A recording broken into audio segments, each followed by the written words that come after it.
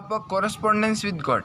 अब वो क्या कह रहा है, एक बार तो उसकी हंसी छूट गई, लेकिन कुछ ही देर में ही टर्न सीरियस, वो सीरियस हो गया और उसने अपना लेटर डेस्क पर रख दिया और कमेंट किया, मतलब बोला, व्हाट अ फेथ, क्या भरोसा है।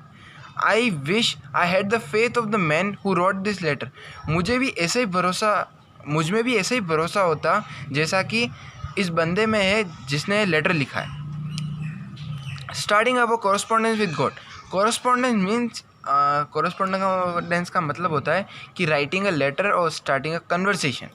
तो इतना बड़ा फेथ है कि उसने भगवान के साथ ही कन्वर्सेशन स्टार्ट कर दी। What a faith.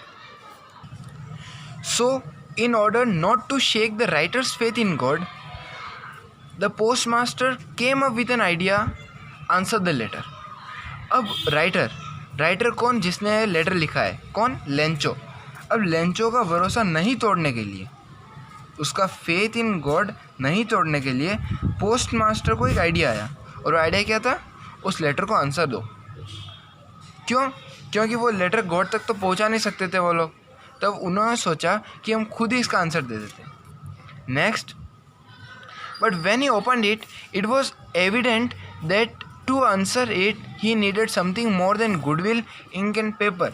लेकिन जब उसने खोला ना, तो जिस तरह से लेंचो ने लिख रखा था, जिस तरह से उसने अपनी प्रॉब्लम शेयर कर रही थी और जिस तरह का फेथ था उसके अंदर, उससे जो पोस्ट मास्टर था उसको पता चला कि इसमें इंक और पेपर, यानी कि सिर्फ वर्ड्स और गुडविल, मतलब अच्छा दिल होने से और अच्छे शब्द होने से परे और भी कुछ चाहिए उसको आंसर करने के लिए, उस लेटर को।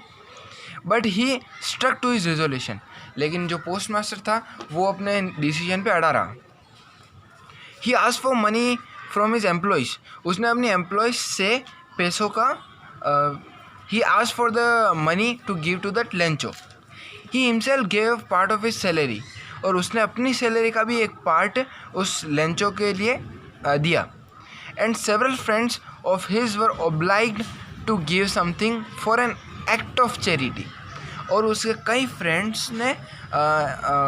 फ्रेंड्स को उसने फोर्स किया है, फिर उसने ही टुक द हेल्प ऑफ, सहायता ली उनके अपने फ्रेंड्स की, on the name of act of charity, कि वो कुछ किसी का भलाई कर रहे हैं तो इसलिए उसने दूसरों से भी हेल्प की। It was impossible for him to gather together 100 pesos, as he was unable to send